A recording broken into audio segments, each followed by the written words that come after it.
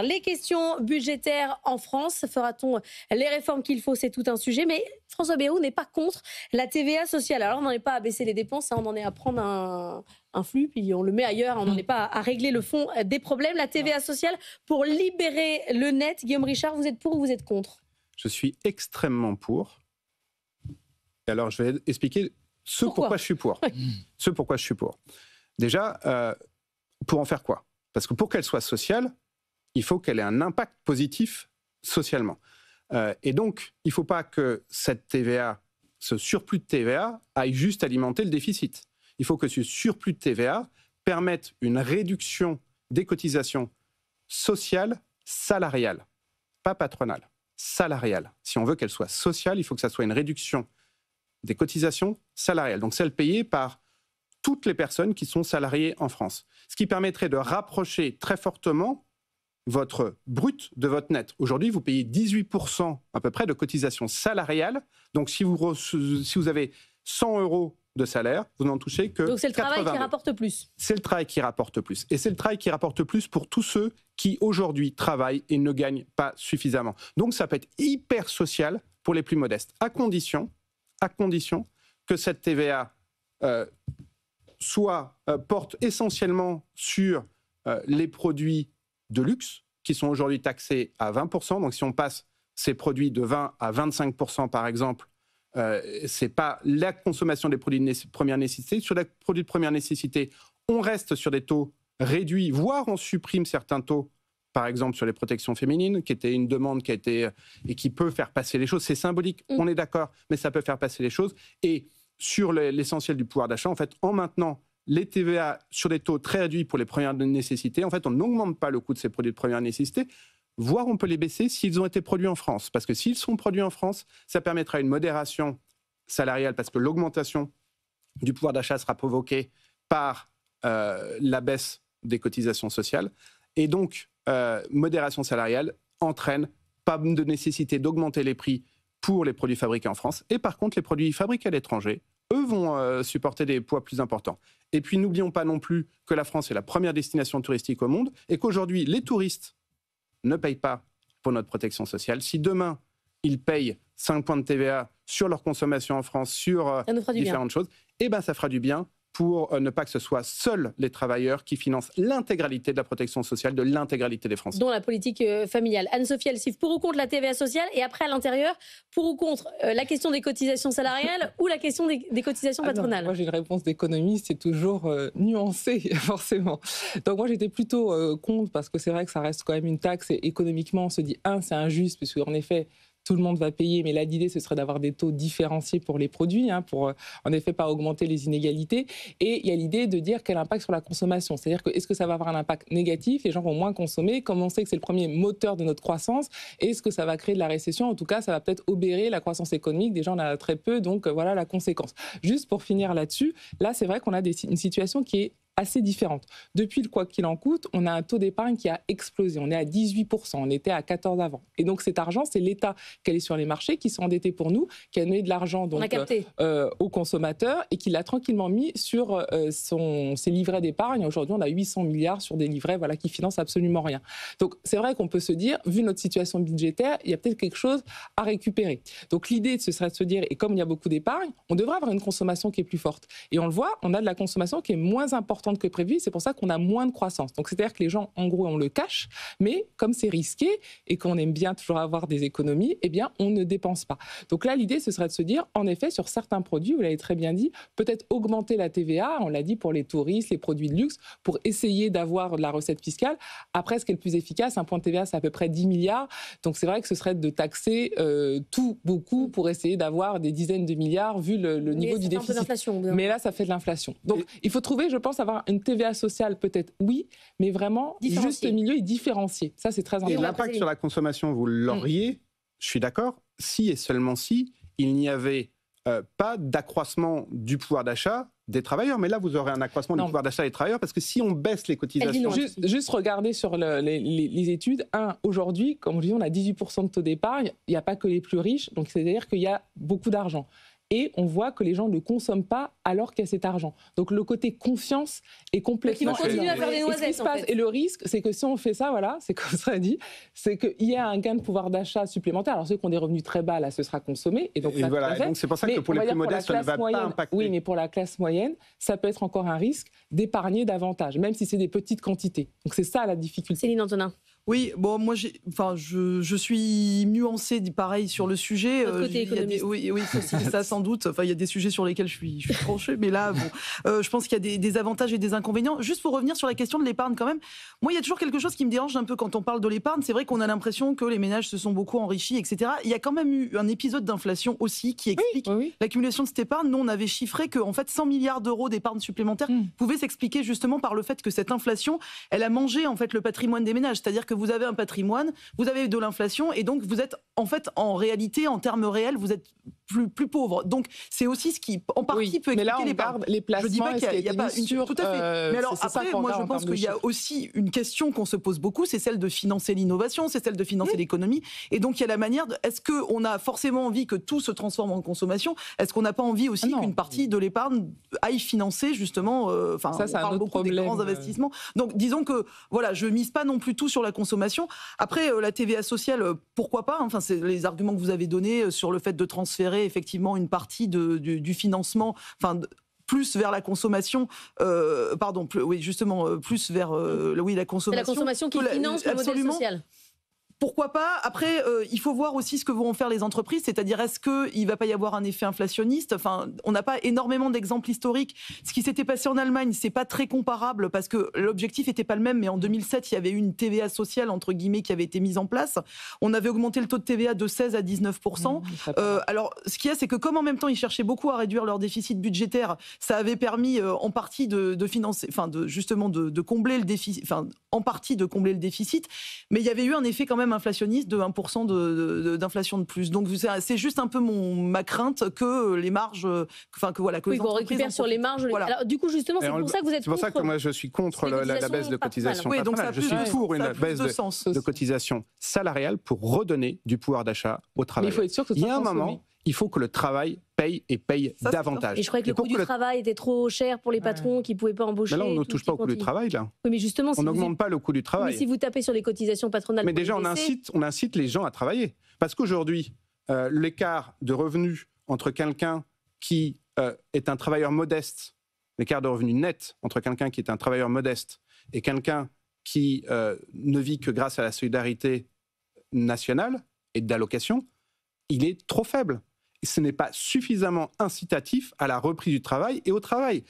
On se plaint que les Français ne travaillent pas assez, en tout cas, nos gouvernants se plaignent parfois que les Français ne travaillent pas assez. Il faut aussi donner une incitation au fait de travailler. Et aujourd'hui, il y a un trop d'argent qui est ponctionné entre le brut et le net. Le net ne paye pas assez, le travail ne paye pas assez, il faut que le travail paye plus, et pour que le travail paye plus, réduire le niveau des cotisations salariales me semble absolument indispensable. Sophie. Oui, attention, les Français travaillent le plus, il faut faire attention. Déjà, beaucoup de gens qui sont souvent aux minima sociaux, ce n'est pas toujours un choix. Donc là, il faut faire aussi attention. Beaucoup de gens aimeraient travailler plus, il faut que ça soit intéressant financièrement. Et notamment, mais il y a l'incitation, et notamment les fameux seniors, parce qu'en effet, pourquoi on dit on ne travaille pas assez, c'est qu'on a un taux d'emploi des seniors qui est beaucoup plus faible que nos partenaires européens, et donc c'est là-dessus qu'il faut y aller. Par contre, en France, vous avez plus de 55 ans, vous cherchez un emploi, bon courage. Donc c'est plutôt ça vraiment le sujet. Il y a de la volonté, les gens envoient 10 000 CV, etc. Mais c'est très compliqué, dès que vous êtes dans la tranche 55-62 ans, de trouver un emploi par rapport notamment aux pays nordiques, où vous voyez que le taux d'emploi est quasiment 10 points supérieur. Vous dites c'est faux. Regardez les je vous amène plein de gens de 55 ans qu'on voit des CV. Moi, je les embauche, mais quand vous voulez. Et on est ultra remarquable en termes d'emploi des seniors. Mais au niveau des chiffres, vous regardez le taux d'emploi France, Allemagne, au niveau des chiffres, vous regardez l'intérêt à travailler. Mais il y a aussi un point d'intérêt à travailler. Il est là la problématique. Excusez-moi, juste regardez pourquoi la majorité. Déjà aujourd'hui, les gens partent en effet à la retraite plus tard que l'âge légal. Pour quelles raisons ? pour le pouvoir d'achat. Beaucoup de retraités, quand ils le sont, ont beaucoup moins d'argent et donc souvent pas avoir le même emploi quand ils étaient actifs. Regardez en Allemagne ou dans les pays nordiques, les gens ne travaillent pas 35 heures dans les mêmes conditions, mais ils vont travailler 10 heures, 15 heures, ils vont regarder une activité et ça permet de compléter leur pension qui est souvent beaucoup moins importante. Donc il y a de la volonté. Le problème, c'est qu'en effet, on a une organisation du travail qui fait que vous travaillez énormément entre 25 et 55 ans et ensuite vous êtes mis sur le côté. C'est beaucoup plus difficile. Guillaume, de trouver de l'emploi. Là-dessus, zéro pas débat. Dans votre secteur peut-être, non, mais en tout cas macroéconomiquement. Laissez parler ce pauvre Guillaume. Zéro débat avec vous sur le fait qu'on a une période où on travaille de façon très intense, mais qui est beaucoup plus courte, et que effectivement, une des réponses par rapport à la retraite, mais qui n'est pas le sujet là, pourrait être au lieu d'être une période à fond on, et puis après immédiatement off tout de suite. Oui. On travaille à temps plein, puis après on travaille plus du tout. Avoir un système un peu plus dégressif pour aménager les temps de travail et la façon de travailler aurait énormément d'intérêt. Mais vous embauchez beaucoup de gens de plus de 55 ans. On embauche beaucoup de gens de plus de 500 ans. En fait, on embauche tout le monde. À partir vous avez trop de besoins, en fait. Enfin, de toute façon, on n'a pas suffisamment de personnes qualifiées par rapport à nos besoins. Donc, effectivement, que vous soyez grand, petit, âgé, jeune, étudiant étranger, nous embauchons les gens en fonction de leurs compétences et non pas en fonction de caractéristiques superficielles telles que l'âge, le sexe, la couleur de peau, etc. Vous êtes parfait. Céline. Oui, non, juste pour aller dans votre sens, moi je pense qu'effectivement le travail devrait mieux payer. La TVA sociale, ça fait partie des pistes, effectivement. Il y en a d'autres et il y a plein de sujets qui se posent. Il y a par exemple la smicardisation d'un grand nombre de salariés et le fait qu'en plus avec l'inflation qu'on a connue, on a effectivement toute une part de salariés qui se sont trouvés rattrapés par le SMIC. Et là aussi, sur l'échelle des salaires, sur l'échelle des rémunérations, il y a beaucoup de choses à repenser, je pense. Enfin voilà, donc il y a tout un débat à ouvrir sur les salaires. Mais je suis d'accord que le travail devrait plus payer et en tout cas être très incitatif. Mais une fois qu'on a dit tout ça, Anne-Sophie, on n'a pas baissé la dépense pour un sou. On est toujours au même point. C'est-à-dire que là, on ne fait que changer des silos. Il faut quand même être réaliste. On a eu ce débat il y a 1 an. Il fallait trouver 30 milliards. On n'a pas trouvé. Là, on parle de 40 milliards là, pour ce budget. Vu la situation politique, on sait très bien qu'on n'aura pas de budget audacieux sur les 2 prochaines années. Donc, bien évidemment, il y a des effets d'annonce en disant, voilà, il faut trouver 40 milliards, regardez. Dans les faits, ça va être très compliqué. Et en plus, à mon sens, je pense que ce n'est pas souhaitable et c'est même pas ce qu'attend la Commission européenne. Je pense qu'on devrait beaucoup plus avoir un plan sur 10 ans de désendettement et de réduction de la dépense avec des baisses de dépenses moindres de 10 milliards par an, par exemple, pour beaucoup moins toucher, en effet, les différents acteurs et que ce soit tenable politiquement. C'est ce que nous demande l'Europe. Elle ne nous demande pas, depuis la crise de 2010, d'avoir une réduction des dépenses en 3 ans et de revenir à l'équilibre. Ils ne nous demandent pas ça. Ils nous demandent d'avoir un plan clair sur le long terme de désendettement. Ce que l'on n'a pas puisqu'on est toujours dans les échéances politiciennes. Alors, François Bayrou promet un plan sur plusieurs années qui va présenter aux Français sur 4 ans avant le 14 juillet. Mais Guillaume Richard, sur la question des dépenses sociales, quand on voit que sur les taxis, je sais pas si vous avez parlé des sujets de taxis autour de vous, tout le monde est d'accord pour dire qu'il y a un problème, même parfois les taxis eux-mêmes. C'est-à-dire qu'on est d'accord qu'il y a une dépense là qui n'est pas justifiée, qui est partie complètement en vrille. On n'y arrive pas alors qu'on parle de 150 millions d'euros. Qu'est-ce qu'il faut faire? Comment il faut faire pour baisser les dépenses sociales? Alors, sur la partie communication et politique, c'est pas mon domaine, donc je n'irai pas là-dessus. Par contre, économiquement, effectivement, on est obligé de faire un certain nombre de choix. Et derrière chaque élément social, il y a un certain nombre de professions qui vivent, des professions de santé, des professions de transport de santé, et qui, avec la transition démographique, avec un vieillissement de la population, ces dépenses de santé sont de plus en plus significatives. Et donc, on revient sur financement de la protection sociale. Et quel financement de la protection sociale? Est-ce que ce financement de la protection sociale... Parce que vous baissez sur les recettes, vous ne baissez pas les dépenses. Bien sûr qu'il y a certaines dépenses à optimiser. Et effectivement, sur les transports, on pense qu'il peut y avoir des choses à améliorer économiquement. Après, comment on le fait passer, c'est un autre débat en termes de communication, en termes de qu'est-ce que l'on peut mettre en avant en contrepartie, qu'est-ce qui peut être fait aussi sur les VTC qui sont un autre système de transport, qu'est-ce qui peut être fait avec les transports infirmiers. Ça, ce sont des choix politiques. Mais économiquement, une grosse question, c'est comment est-ce qu'on finance cette protection sociale. Et cette protection sociale, la TVA sociale, est une façon extrêmement intéressante de répondre à la question. Et Céline Antonin, ça fait 10 jours que je remplace Nicolas Dose. J'en arrive à... Ces conclusions. À cette conclusion, c'est qu'en fait, pour réformer la France, baisser les dépenses sociales, on attend l'accident de crédit. C'est-à-dire qu'on n'y arrivera pas politiquement. Non, ouais. Quand on voit que François Bayrou nous dit qu'il va falloir que les Français, ça infuse dans leur cerveau pendant plusieurs années avant de pouvoir faire quelque chose, c'est-à-dire qu'en fait, on attend d'être au pied du mur.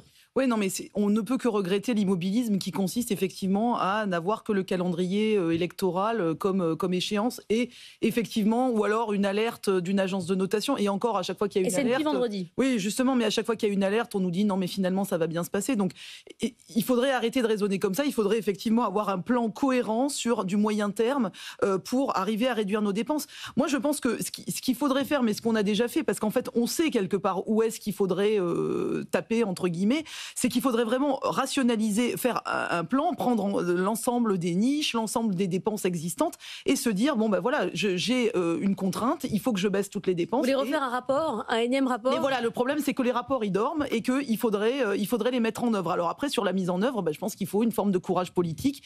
Il faut ne pas avoir en vue son élection, etc. Enfin, ça c'est une question effectivement de communication, de politique. Mais les solutions, on les a. Je vous prends 2 exemples. Sur la politique de formation, par exemple, on sait très bien, et là aussi, des articles, des rapports ont montré qu'on a eu une politique de formation qui était très large et qui ciblait, par exemple, sur l'apprentissage, on a ciblé aussi bien des jeunes qui étaient loin de l'entreprise que des jeunes qui, de toute façon, se seraient très bien insérés dans l'entreprise. Et on a, en fait, donné des aides qui étaient superflues, en fait. Donc ça, c'est un exemple. Je prends un autre exemple, le crédit impôt recherche, qui, à mon avis, est un bon dispositif, mais là encore, il est très mal ciblé, c'est-à-dire qu'il cible beaucoup les grandes entreprises qui en bénéficient à 30%, en fait. Donc, voilà, il y a plein de choses qu'on pourrait revoir. Mais après, il faut avoir le courage politique de le faire. Et je pense qu'il faut accepter d'être impopulaire. Et l'Assemblée dans laquelle on peut voter les lois, c'est quand même pas gagné. Anne-Sophie. Moi, c'est vrai que j'y crois pas trop à la baisse massive des dépenses. Peut-être que je suis négative. Pas massive, mais au moins raisonnée. Bon, voilà, je pense que c'est compliqué, qu'en plus, il y aura de plus en plus à financer, la transition, comme on dit, derrière etc. chaque niche, il y a un chien, mais bon... C'est compliqué.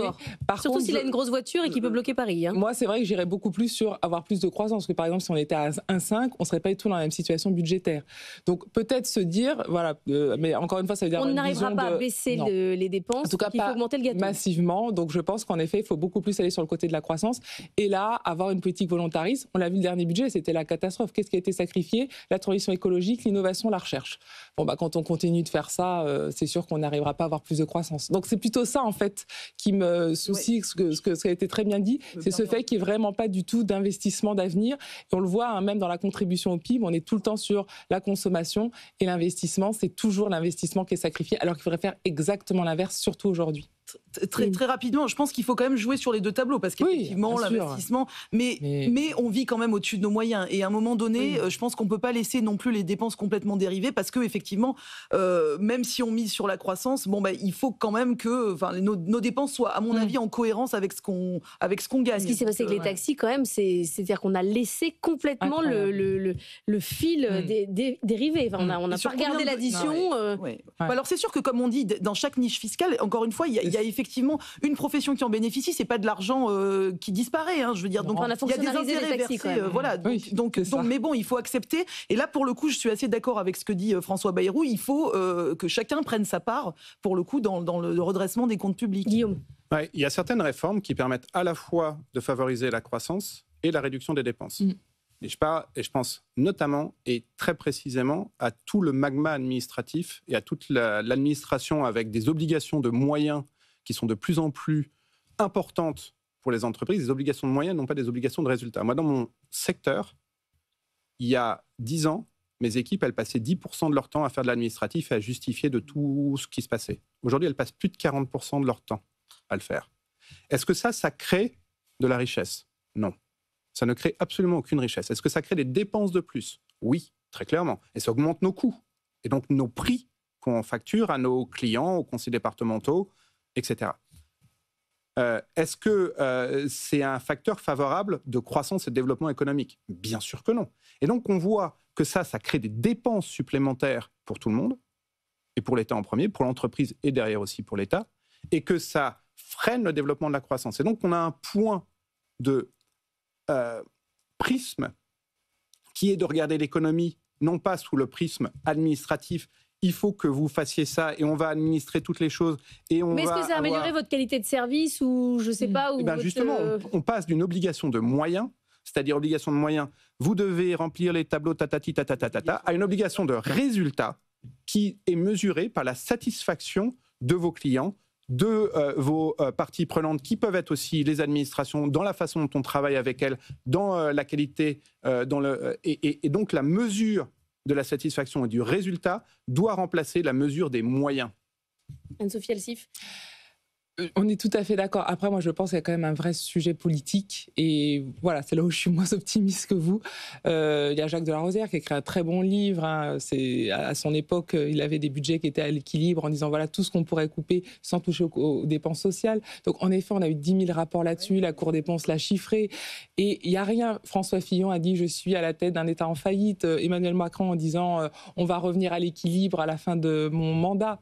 Donc, hier, on a dit qu'on était très endettés. Je crois que c'est voilà. Mon rétrograde, en fait, dans les... Voilà, peut-être que je suis un peu négatif par rapport à mes partenaires là, ce matin, mais je pense que le sujet, c'est d'avoir la volonté politique et qu'aujourd'hui, personne ne l'a. Et alors, ce qui est marrant, c'est qu'il y avait un rapport, alors je ne sais plus si c'est l'OCDE ou l'OFCE ou consort, qui disait qu'en fait, quand vous mettez en place des réformes très dures dans un pays, vous finissez par être réélu. Donc finalement, ça vous valorise politiquement. C'est plutôt l'OCDE, je pense. Donc ça vous valorise politiquement. Mais ce n'est pas mauvais quand on regarde ce qui s'est passé en Allemagne, quand même, Angela Merkel, même elle l'a dit dans ses mémoires, hein, j'ai pris une Allemagne qui avait eu des années de réformes très difficiles, j'ai rien fait pendant 10 ans et j'ai fait absolument aucune réforme à cause de ça.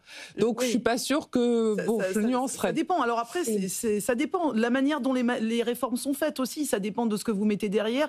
Et bon, si vous montrez quand même que c'est dans l'intérêt collectif, parce que comme vous dites, on ne va pas attendre non plus l'incident de paiement, parce que là, effectivement, le jour où la France se retrouve, le jour où la France se retrouve endettée au point que, parce qu'il faut quand même rappeler que le paiement, ne serait-ce que le paiement des intérêts de la dette, nous coûte quand même très cher. C'est le budget avec l'éducation nationale, c'est les 2 plus gros budgets français. Et ça ne nous apporte absolument rien en termes de croissance. Donc, si on arrive à réduire un peu ce poste, on va pouvoir aussi financer davantage la transition écologique, l'innovation. Enfin, voilà. Donc c'est aussi un jeu qui nous permettrait de gagner plutôt que de traîner comme ça ce boulet de la dette qui ne fait que s'accroître. Janvier 11h.